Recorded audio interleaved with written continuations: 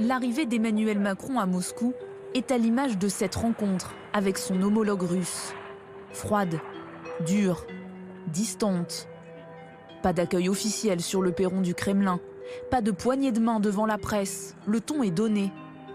Vladimir Poutine attend le président français à l'intérieur, dans l'une des salles de réception officielles, réservées aux hôtes de marque.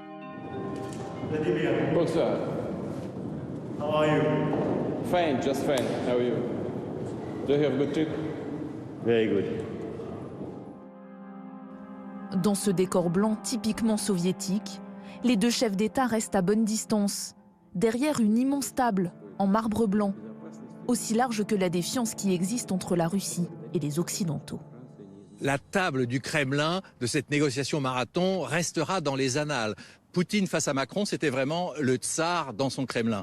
Un leader déterminé, parfois brutal, qui revient toujours à son obsession, celle de la grande histoire de la grande Russie. Pour lui, l'Ukraine, c'est presque une parenthèse. Ce qui compte, c'est vraiment l'Empire russe et l'OTAN, la menace de l'Alliance Atlantique aux frontières de la Russie. Un Poutine donc qui fait régner une forme de tension pendant toute la négociation.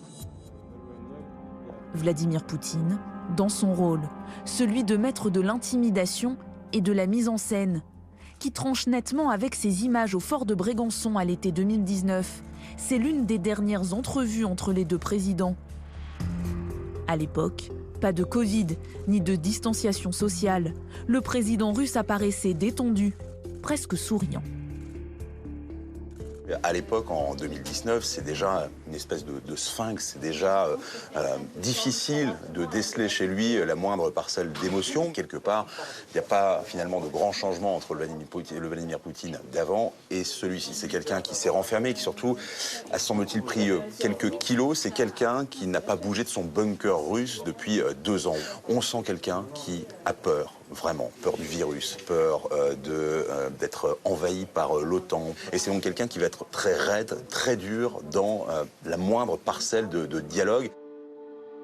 Le président russe, qui pourtant dit avec une ironie mordante avoir été torturé par son homologue français, Emmanuel Macron, qui pendant les 5 heures de discussion a tenté de temporiser.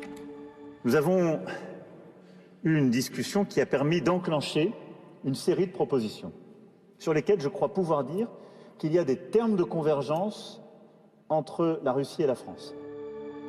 Une petite victoire, car selon nos informations, le président Macron estime avoir obtenu des garanties de la part de Moscou.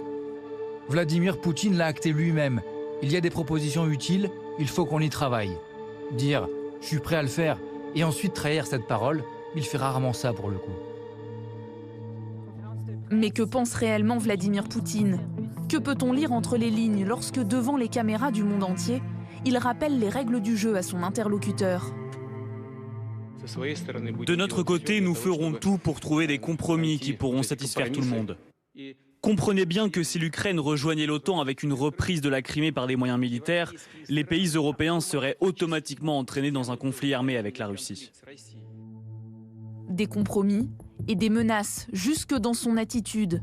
On voit des poings levés, on voit des doigts des fois. On cible le journaliste ou la journaliste ensuite qui avait posé cette deuxième question. La conférence de presse s'achève comme elle avait commencé, de manière glaciale.